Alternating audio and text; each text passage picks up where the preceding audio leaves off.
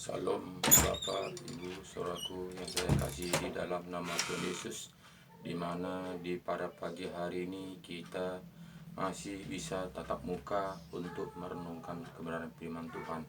Itu semua Bapak Ibu Saudaraku saya rasakan oleh karena penyertaan perlindungan Tuhan. Sehingga pada pagi hari ini masih kita diberi kesempatan untuk saling mengingatkan satu dengan lain.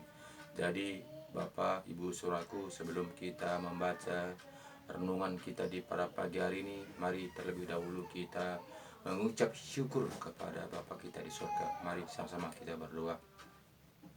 Ya Bapa kami yang baik dalam kerajaan surga, kami mengucap syukur kepada Engkau ya Bapa, di mana Tuhan Yesus Engkau telah membimbing, menopang, menyertai, melindungi, menyelamatkan kami pagi, siang, sore, bahkan di malam hari tadi kami tidur nyenyak. Dan di pada pagi hari ini ya Bapa, Engkau telah banguni kami dengan sehat walafiat. Itu semua Tuhan Yesus kami rasakan oleh tuntunan penyertaan perlindungan-Mu, sehingga Bapa di pada pagi hari ini Engkau masih membanguni kami dengan sehat walafiat. Kami hanya bisa mengucap syukur atas semua kebaikan-Mu Tuhan. Terima kasih Bapa, di mana di pada pagi hari ini kami juga masih bisa melanjutkan renungan pagi kami. Ini juga Bapa kami rasakan Bapa betapa Engkau baiknya, betapa Engkau mengasihi kami, betapa Engkau peduli kepada kami, sehingga Bapa kami bisa saling mengingatkan, saling mendoakan satu dan lain, saling merangkul satu dan lain, saling mengasihi satu dan lain.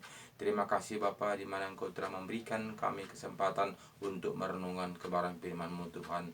Terima kasih Bapa, baik juga ya Bapa di pada pagi hari ini kami juga akan membaca firman-Mu. Engkau tuntut serta lindungi, Engkau mengajari, membukakan rahasia kepada firman kami, firman-Mu, sehingga betul-betul firman yang kami baca ini Bapa betul-betul kami bisa mengerti dan bisa menjalankan seturut dan kehendak-Mu. Terima kasih Bapa, terima kasih syukur Bapa Engkau begitu baik. Baik juga Bapa di pada pagi hari ini, di mana saja keluarga saya, Bapak, Ibu, saudara saya pada saat ini yang bisa menyaksikan video ini, saya percaya Bapak Engkau tetap campur tangan, Engkau berkarya, Engkau membimbing, sehingga betul-betul Bapak firman yang kami baca ini Bapa bisa kami pakai dan bisa kami jalankan seturut dan kehendak-Mu. Terima kasih Bapa, di dalam nama Yesus kami berdoa dan bersyukur. Haleluya, haleluya, amin. Salam Bapak, Ibu, Saudaraku yang saya kasih di dalam nama Tuhan Yesus, di mana di pada pagi hari ini kita masih bisa tatap muka. Itu sebabnya karena Tuhan sangat mengasihi kita. Jika Tuhan tidak mengasihi kita, tentu kita tidak bisa lagi bangun di pada pagi hari ini. Tapi karena Tuhan sangat mengasihi kita, Tuhan ingin kita semua mendapatkan kehidupan yang kekal. Sehingga itu Bapak Saudaraku, Tuhan masih berikan kita kesempatan untuk merenungkan kebenaran firman Tuhan. Jadi Bapak Ibu Saudaraku, kadang kita hidup dalam dunia ini Saudaraku, karena kita gejolak hidup dalam dunia ini, apalagi akhir zaman ini Bapak Saudaraku, kita melihat bagaimana sibuknya manusia saat ini Bapak untuk memikirkan untuk masa depannya. Seringkali kita Bapak Saudaraku lupa akan kebenaran firman Tuhan. Kita sebetulnya hidup dalam dunia ini untuk apa? Kita dilahirkan ke dunia ini untuk apa? Seringkali kita Bapak Saudaraku, kita lalai. Kita tidak akan mengerti. Kita akan lupa untuk apa kita dilahirkan. Dari itu Bapak Saudaraku, kita di pada pagi hari ini kita membuat renungan untuk mengingatkan kita supaya kita betul-betul mengingat apa tujuan Tuhan kita lahir ke dunia ini.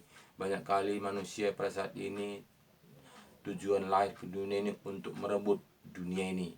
Kita tahu Bapak Saudaraku, jika kita memang betul menjadi pelaku firman Tuhan, memang jika kita mengatakan kita ini orang Kristen, adalah pengikut Kristus, tentu kita tahu untuk apa kita lahirkan ke dunia ini. Tentu kita tahu tujuan apa kita ke dunia ini. Jadi kita tahu bahwa kita ini Bapak Saudaraku, kita hanya numpang, kita hanya sementara, kita ini hanya singgah. Jika demikian Bapak Saudaraku, apa tujuan rebutan yang harus kita rebut? Jadi Bapak Saudaraku, banyak sekali kita saat ini kita merebut akan dunia ini, segala cara, segala upaya, segala macam cara kita lakukan untuk merebut dunia ini. Sebetulnya Bapak Saudaraku, kita bukanlah merebut dunia ini, tapi kita merebut kerajaan sorga. Jika kita memang betul-betul mengatakan kita ini orang Kristen, jika kita mengatakan saya ini adalah pengikut Kristus, berarti tujuan kita adalah hidup dalam dunia ini adalah merebut kerajaan sorga. Walaupun kita masih hidup di dalam dunia ini, saudaraku, kita bukanlah anak-anak dunia, tapi kita itu anak-anak kerajaan sorga. Kita di dunia ini hanya numpang. Kita pakai tubuh kita ini sementara. Kita pinjam tubuh kita ini sementara untuk proses, untuk ujian yang kita ikuti. Jadi kita pakailah tubuh kita ini untuk ujian, melakukan tantangan, pergumulan, apakah kita mampu, apakah tidak. Jadi kita hidup di dunia ini bukanlah menyenangkan daging, tapi kita ini adalah menanggalkan kehendak daging. Jadi Bapak Saudaraku, jika kita tidak sungguh-sungguh kembali kepada firman-firman kebenaran, tentu kita menyenangkan daging. Kita melihat pada saat ini Bapak Saudaraku, jika kita menyadarinya, kita melihat, kita mengatakan kita ini orang Kristen. Kita mengatakan orang Kristen itu adalah pengikut Kristus. Kita melihat bagaimana saat ini banyak rata-rata manusia saat ini mengikut aturan-aturan dunia. Kenapa saudaraku? Karena itulah pengaruh situasi zaman akhir zaman ini. Jadi tidak lagi kita tahu membedakannya, manakah itu pengikut Kristus, manakah itu pengikut dunia. Jadi harus kita berbalik kepada firman. Harus kita berkaca kepada firman supaya kita tidak akan diombang-ambingkan akan dunia ini. Jika kita tidak kembali kepada firman kebenaran, kita menganggap kita sudah di dalam kebenaran firman Tuhan. Kenapa? Karena kita tidak berkaca, karena kita tidak bercermin. Jika kita bercermin, kita tahu kita ini di manakah posisi kita. Jadi Bapak Ibu Saudaraku yang saya kasih di dalam nama Tuhan Yesus, mari kita baca Alkitab kita, bagaimana kita hidup dalam dunia ini, bagaimana aturan-aturannya kita harus jalankan. Jadi kita akan membaca Alkitab kita, Kolose 3 ayat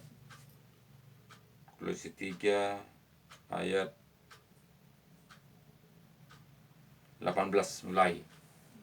Judulnya hubungan antara anggota-anggota rumah tangga. Jadi Bapak Saudaraku, kuncinya hidup dalam dunia ini adalah anggota-anggota rumah tangga. Karena jika rumah tangga itu berantakan, bagaimana kita fokus untuk menjalankan kebenaran firman Tuhan, itu tidak akan mungkin. Jika rumah tangga kita itu broken home, itu tidak mungkin kita bisa melakukan firman taat dan setia. Jadi kita harus tunjukkan bahwa kita itu di dalam Tuhan Yesus. Jadi dari hubungan antara anggota-anggota rumah tangga, di situ kelihatan. Di situ kelihatan bagaimana sebetulnya kita ini menjadi anak-anak Tuhan. Tapi semuanya itu bukanlah karena kekuatan kita, bukanlah karena kehebatan kita, tapi kita hanya bisa berusaha semaksimal seturut dengan kehendak Tuhan. Semuanya itu adalah kehendak Tuhan. Jadi kita melihat di ayat 18 mengatakan kepada kita, hai istri-istri, tunduklah kepada suamimu sebagaimana seharusnya di dalam Tuhan. Jadi di sini katanya kepada kita, hai istri-istri, tunduklah kepada suamimu sebagaimana seharusnya di dalam Tuhan. Jadi Bapak Ibu Saudaraku yang saya kasih di dalam nama Tuhan Yesus, kita menjadi hubungan keluarga di rumah tangga harus kita menuruti seturut petunjuk Alkitab, supaya kita itu bisa menikmati bagaimana indahnya hidup dalam dunia ini. Jika kita tidak mengikuti seturut Alkitab, sehingga di sini kita lari daripada jalur, lari kekuasaan. Jadi di sini kita mengatakan, firman Tuhan mengatakan tadi kepada kita 18, hai istri-istri, tunduklah kepada suamimu sebagaimana seharusnya di dalam Tuhan. Hai suami-suami, kasihilah istrimu dan janganlah berlaku keras terhadap dia. Jadi ini Bapak Saudaraku harus tolak belakang. Tolak belakang artinya kita itu saling. Jadi istri juga bukan tunduk kepada suami dari bidang segala hal, tapi tunduk dalam kebenaran, firman kebenaran. Jadi jika suamimu mabuk, bukan harus tunduk kepada dia. Suamimu tidak seturut dengan kitab, bukan harus tunduk kepada dia, tapi sini diajarkan tunduk seturut dengan apa yang diajarkan Tuhan Yesus kepada kita. Jadi sini juga katakannya pada suami-suami supaya juga hai suami-suami, kasihilah istrimu dan janganlah berlaku kasar terhadap dia. Jadi suami-suami juga di sini diajarkan kepada kita supaya kita mengasihi dia bagaimana seharusnya yang kita lakukan, bagaimana seperti diri kita sendiri, karena dia adalah diri kita sendiri. Jangan pernah kita menyakiti, jangan kita menganggap dia itu adalah sebagai pembantu, tapi kita harus sadar bahwa dia itu adalah tubuh kita. Jadi kita itu harus mengasihi dia sama seperti diri kita sendiri. Jadi jangan kita membuat dia kasar. Jadi ini harus tolak belakang, saling mengasihi, saling peduli, saling menopang, saling terbuka. Jadi sering sini kunci rumah tangga sering berantakan karena tidak saling menghargai, tidak saling menopang, tidak saling mengerti bagaimana karakter satu, bagaimana karakter suami, bagaimana karakter istri. Jadi ini harus kita mengerti. Jadi jika karakter istri kita tidak sesuai dengan kehendak kita, jadi kita berdoa kepada Tuhan supaya karakter kita ini bisa disatukan, saling mengerti, saling terbuka, saling menerima bagaimana adanya. Jadi jangan sekali-kali kita menganggap dia itu sama seperti diri kita, sedangkan diri kita saja tidak bisa seperti hati kita, seturut dengan kehendak kita. Karena apa? Karena dua menjadi satu. Jadi kadang kita tidak menyadari, seringkali kita memikirkan seturut dengan kehendak kita. Jadi harus kita sadar dua menjadi satu. Jadi tidaklah seperti kehendak kita. Jadi ini harus kita mengerti siapa kita, siapa dia. Jadi kita ini harus bisa menerima dia apanya. Jadi kita saling menutupi, saling terbuka, saling mengasihi, saling mengerti supaya kita ini tidak menjadi naik ke puncak. Jadi kita ini bisa menyadarinya, kita ini bukanlah satu tapi dua menjadi satu. Jadi Bapak Ibu Saudaraku yang saya kasih di dalam nama Tuhan Yesus, seringkali kita menganggap diri kita ini yang benar, seringkali kita ini egois, seringkali kita ini membenarkan diri sendiri, seringkali kita ingin dia seperti kita, seperti kehendak kita. Itulah membuat jadi kita menjadi salah paham, itulah membuat kita perbedaan menjadi perselisihan rumah tangga. Jadi Bapak Ibu Saudaraku, di dalam nama Tuhan Yesus kita harus mengerti apa yang kita hadapi, karena dia juga adalah ciptaan Tuhan, kita juga adalah ciptaan Tuhan. Jadi kita menyukuri apa adanya pemberian Tuhan kepada kita, supaya kita itu bisa menerima dia menjadi istri kita, dia juga bisa menerima kita menjadi suaminya. Karena apa? Karena kita tidak melihat keburukannya, tapi kita melihat keindahannya. Jadi Bapak Saudaraku, jika kita melihat keburukannya, tidak ada manusia yang sempurna di dalam dunia ini, tapi semuanya manusia ada kekurangannya, ada kelebihannya. Jadi kita melihat nilai plusnya, jangan kita melihat nilai kekurangannya. Jika kita melihat nilai kekurangannya, disitulah sering menjadi timbul percekcokan. Karena apa? Karena kita menilai keburukannya. Jadi Bapak Ibu Saudaraku yang saya kasih di dalam nama Tuhan Yesus, kita harus bersyukur. Kita bersyukur kepada Tuhan supaya kita bisa menerima apa adanya, apa yang kita hadapi saat ini. Jika kita tidak bersyukur kepada Tuhan, tentu kita akan cemas, tentu kita akan gusar, tentu kita akan berantakan, tentu kita akan tidak nyaman. Kenapa? Karena kita ingin seperti diri kita sendiri, seperti mau kehendak kita sendiri. Jadi itu harus kita sadari supaya kita itu bisa mendapatkan titik temu. Titik temu itu damai, hidup damai sejahtera. Jika kita tidak mencari titik temunya, tentu kita tetap ada dalam perselisihan. Tentu kita tetap dalam pertengkaran. Tentu kita tetap dalam perbedaan. Karena apa? Karena dua menjadi satu. Jadi Bapak Ibu Saudaraku yang saya kasihi, disinilah kita tidak dapat titik temunya. Karena apa? Karena seringkali kita menganggap teman kita itu ingin seperti diri kita sendiri, ingin seperti kehendak kita sendiri. Jadi tidak pernah kita melihat bagaimana Tuhan menciptakan dia, di mana seperti yang dia alami. Dia juga dalam kekurangannya, dia tidak ingin seperti yang dia alami, tapi itu semuanya adalah kehendak Tuhan.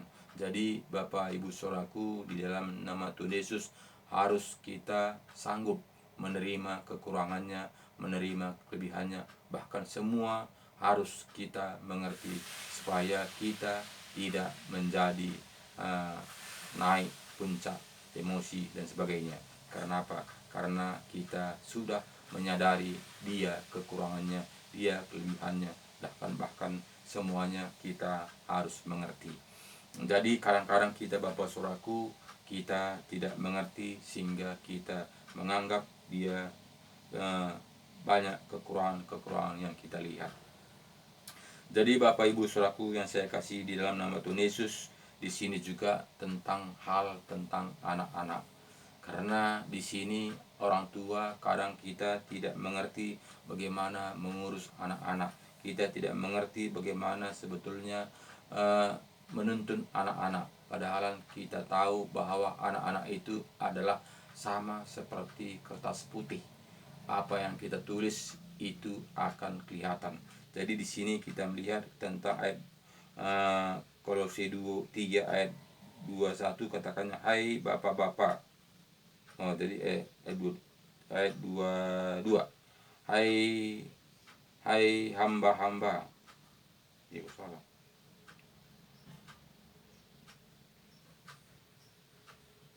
20.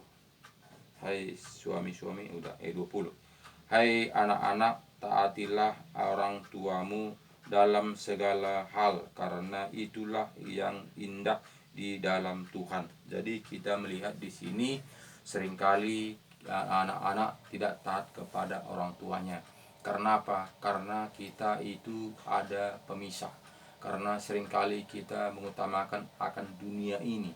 Seringkali kita akan mencari untuk kita tinggalkan, sehingga kita lupa akan tugas-tugas kewajiban kita sebagai orang tua, sehingga kasih sayang kepada anak sudah merenggang. Kenapa kita harus terjadi seperti itu? Karena kita memikirkan hal-hal tentang dunia ini, sehingga anak-anak tidak ada rasa kasih sayang, sehingga dia mencari di dalam dunia ini untuk siapa yang bisa dia mengasihi dia. Jadi Bapak Ibu Saudaraku, sering di sini orang tua kecewa. Orang tua kecewa untuk melihat anak karena apa? Karena anak-anak lari daripada seturut dengan kehendaknya. Sehingga orang tua mengatakan, anak siapa kau ini? Bahkan Opomuti pun tidak begini kelakuannya. Siapa yang kau tiru ini? Itu sering dilontarkan orang tuanya. Kenapa dia mengatakan seperti itu? Karena dia tidak menyadari siapa sebetulnya anak-anaknya. Karena apa yang ditulis itu akan kelihatan, apa yang ditanam itu akan tumbuh. Jadi ini harus kita sadari, itu harus kita sadari kepada orang tua, supaya kita ini memperhatikan dan memberikan kasih sayang kepada anak kita, supaya dia tidak mencari kasih sayang kepada orang lain. Jika dia mencari kasih sayang dari orang lain, nanti yang menyayangi dia adalah yang tidak mengenal Tuhan, sehingga dia menuntun anak-anak ini pergi menjadi hal-hal yang tidak diinginkan, seperti sering yang kita kelihatan anak-anak terjun ke dunia bebas. Bahkan kita melihat narkobaan, bahkan kita melihat anak-anak tidak lagi kontrol diri. Kenapa? Karena dia mencari kasih sayang kepada teman-temannya. Jadi teman-temannya belum tentu yang dikasih itu seturut dengan kehendak Tuhan, tapi dia kasih itu seturut dengan kehendaknya untuk menyenangkan daging, menyenangkan tubuh. Jadi inilah sering yang terjadi, sehingga orang tua kecewa. Sehingga orang tua kecewa untuk melihat anak, karena dia meniru sekelilingnya, meniru teman-temannya, meniru apa yang dia lihat. Jadi ini semuanya bukanlah salah dia, tapi ini adalah salah orang tua. Kadang kita karena memikirkan hal-hal tentang dunia ini, sering kali kita tidak mengajarkan anak-anak kita seturut dengan kehendak Tuhan. Jadi kita tidak menyadari kemanakah arah tujuan yang kita bawa. Sering kita ini lupa, sering kita akan lalai ketika dia sudah besar, sehingga kita ada timbul pertanyaan. Padahalan kita yang menuntun dia, kita yang menanam dia dari kecil, mendidik dia dari kecil sampai besar. Tapi kita sering akan tanda tanya, kenapa begini? Jadi itu Bapak Saudaraku, harus kita menyadari, harus kita kembali kepada firman Tuhan, supaya kita ini mendapatkan hidup damai sejahtera, bisa kita hidup bahagia menjalankan hidup ini. Jika kita tidak kembali kepada firman Tuhan, tentu kita tidak mendapatkannya, sehingga banyak keluarga jadi berantakan. Suami mencari kesenangannya, istri mencari kesenangannya, anak-anak mencari kesenangannya, sehingga di dalam rumah tidak ada kenyamanan, sehingga dalam rumah tidak ada ketenangan, sehingga semuanya mencari kesenangan masing-masing. Jadi jika terjadi demikian Bapak Saudaraku, bagaimanakah akhirnya? Bagaimanakah akhirnya? Sehingga situ ada penyesalan, sehingga itu sangat berat untuk memulihkannya. Karena apa? Karena bambu yang sudah besar itu sudah payah untuk mengaturnya. Karena apa? Karena dia sudah keras. Jika kita paksa, dia akan patah. Tapi jika dari kecil kita itu mengaturnya, itu bisa kita belok-belokkan, sehingga bisa dia menuruti seturut dengan tuntunan kita.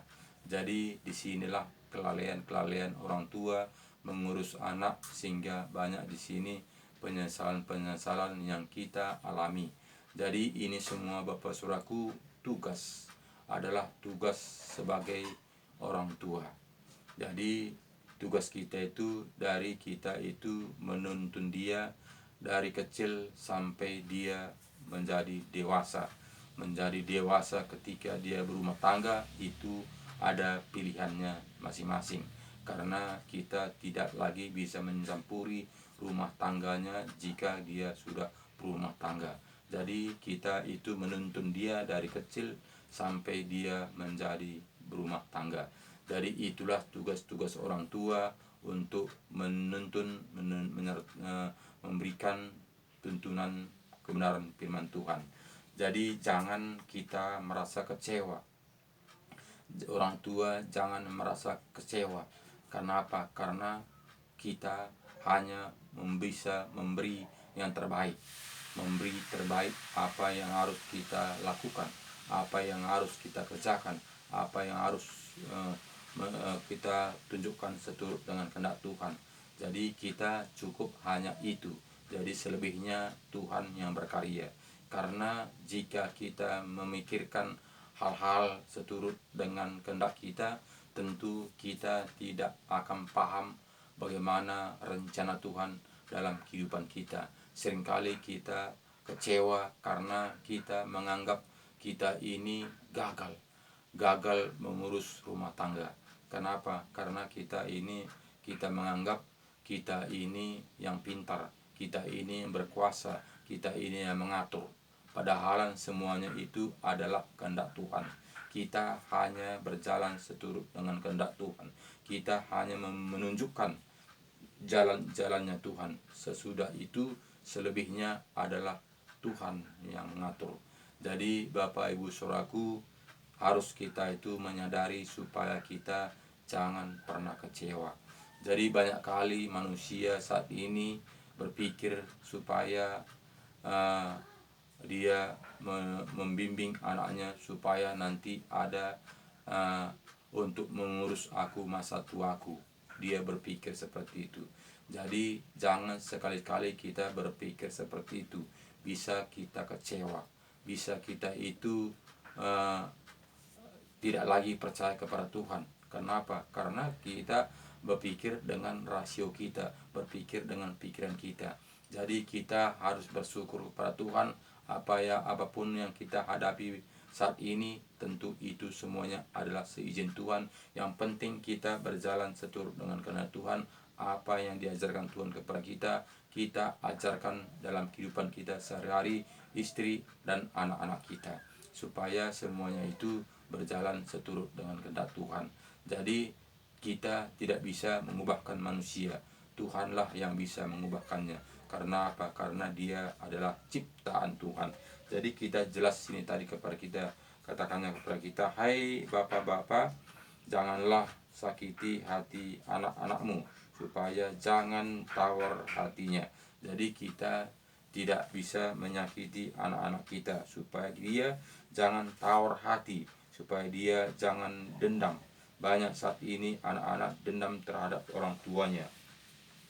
Kenapa? Karena orang tuanya terlalu disiplin, menganggap orang tuanya ini sebagai musuh, sehingga orang tuanya datang, anaknya keluar, sehingga di rumah itu tidak ada kenyamanan, di rumah itu nggak ada ketenangan. Jadi seharusnya kita bapak-bapak harus kita ini mengayomi, harus kita ini memberikan kasih sayang kepada anak-anak kita. Sehingga sini katakan tadi kepada kita, hai bapak-bapak, janganlah sakiti hati anakmu, supaya jangan tawar hati. Nah, jadi sering di sini kita orang bapak-bapak terlampau kejam, terlampau sinis untuk melihat anak-anak kita, apalagi dia sudah lari dari seturut dengan kehendak kita. Jadi jangan sekali-kali kita berpikir seturut dengan kehendak kita, maunya seperti hati kita. Disitulah banyak orang tua jadi banyak sakit stroke. Kenapa? Karena dia menganggap anaknya ini adalah bisa menjadi pendukung dia, bisa menopang dia, bisa menjadi tonggak masa tuanya. Jadi sehingga sini banyak orang tua kecewa. Kenapa? Karena tidak pikirannya tidak seturut apa yang dipikirkannya. Jadi di sini dia kecewa, sini putus asa, sehingga di sini banyak stroke. Jika demikian terjadi Bapak Saudaraku, apakah akhirnya? Di sini sehingga tambah dosa. Bukannya di sini lagi kita makin dekat pada Tuhan, tapi kita sini akan tambah dosa. tambah dosa anak-anak kita, tambah dosa kita orang tua. Kenapa? Karena kita tidak bisa berbuat apa-apa lagi. Jadi Bapak Ibu Saudaraku yang saya kasih di dalam nama Tuhan Yesus, harus kita menyadari, harus kita mengerti siapa kita sebenarnya. Jangan kita sekali-kali kita berpikir seturut dengan kehendak kita. Semuanya sekitar kita seturut dengan kehendak kita. Jangan pernah kita berpikir seperti itu. Kita hanya bisa berupaya, tapi yang menentukannya adalah Tuhan. Tuhan tahu yang terbaik buat kita, sehingga Tuhan akan membuat semuanya itu seturut dengan kehendak-Nya. Jadi jangan kita menganggap jika kita datang kepada Tuhan dengan sungguh-sungguh sudah semuanya enjoy, semuanya sudah tenang-tenang saja, semuanya sudah aman-aman saja, semuanya sudah wah. Jangan pernah kita berpikir seperti itu, karena dunia ini adalah tempat kesusahan, bukanlah tempat kesenangan. Jadi banyak saat ini berpikir manusia dunia ini adalah tempat kesenangan, sehingga manusia saat ini mencari kesenangan ke sana, ke sini, ke situ dan sebagainya. Kenapa? Karena manusia ingin tenang, ingin senang. Jadi jika kita hidup dalam dunia ini, mencari di dalam dunia ini, tentu kita tidak akan mendapat ketenangan. Karena di dalam Tuhanlah kita bisa mendapat ketenangan. Di dalam Tuhanlah kita bisa mengucap syukur. Karena apa? Karena kita menyadari kita lahir ke dunia ini untuk apa? Kita hidup di dalam dunia ini untuk apa? Jadi jelas firman Tuhan mengatakan kepada kita, jika engkau percaya kepadaku, engkau akan melakukan pekerjaan-pekerjaan yang aku lakukan, bahkan lebih daripada itu engkau kerjakan. Tentu ada pekerjaan yang harus kita kerjakan. Bahkan Tuhan mengatakan kepada kita, jika engkau mengatakan aku Tuhanmu, engkau harus memikul salibmu setiap hari. Jadi kita harus memikul salib kita. Jadi kita hidup dalam Tuhan ini tidaklah tenang-tenang, tidaklah kita seturut dengan apa yang ajarkan dunia. Ajarkan dunia, kita hidup dalam dunia ini, jika engkau dekat pada Tuhan, jika engkau rajin ke gereja, engkau akan diberkati, engkau akan mendapat kesenangan. Itu tawaran-tawaran dunia, bukanlah seturut dengan Alkitab. Jika kita melihat bagaimana seturut Alkitab, tentu kita tahu bagaimana Yesus sudah mengalaminya, karena kita tahu Tuhan Yesus sudah mengajarkan lebih dahulu, di mana kita melihat di Yohanes 15 ini, kita melihat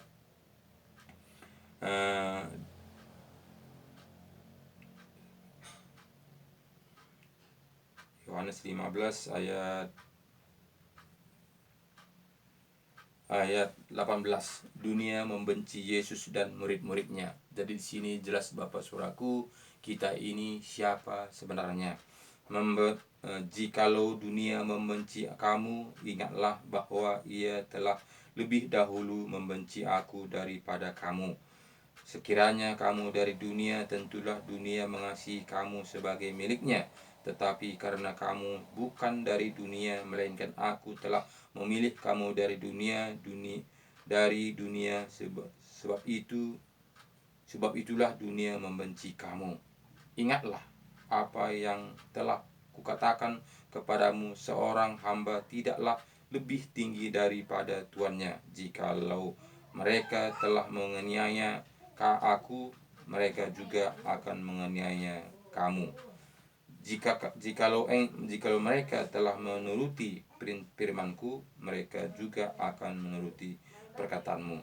Tetapi semuanya itu akan mereka lakukan terhadap kamu karena namaku, sebab mereka tidak mengenal Dia yang telah mengutus aku. Jadi jelas Bapak Saudaraku, supaya kita menyadari bahkan dunia ini tidak mengenal Tuhan. Tidak mengenal Tuhan, sehingga dia akan mengikuti seturut dengan kehendaknya. Jadi jika kita sadar bahwa kita ini sudah dipilih seturut dengan sini tadi kita melihat, sekiranya kamu dari dunia, ayat 19, sekiranya kamu dari dunia, tentulah dunia mengasihi kamu sebagai miliknya. Tetapi karena kamu bukan dari dunia, melainkan aku telah memilih kamu dari dunia, sebab itulah dunia membenci kamu. Jadi Bapak Saudaraku, kita tahu segala cara dunia ini mengutik kita. Segala cara dunia ini akan mengusik kita supaya iman kita itu gugur, supaya iman kita itu lemah, supaya kita itu jatuh, tergeletak. Itulah rencana-rencana penghuni dunia ini. Jika kita tidak tanggap, jika kita tidak kembali kepada firman Tuhan, sehingga kita jatuh, sehingga kita mengatakan dalam hati kita, apa yang terjadi saat ini?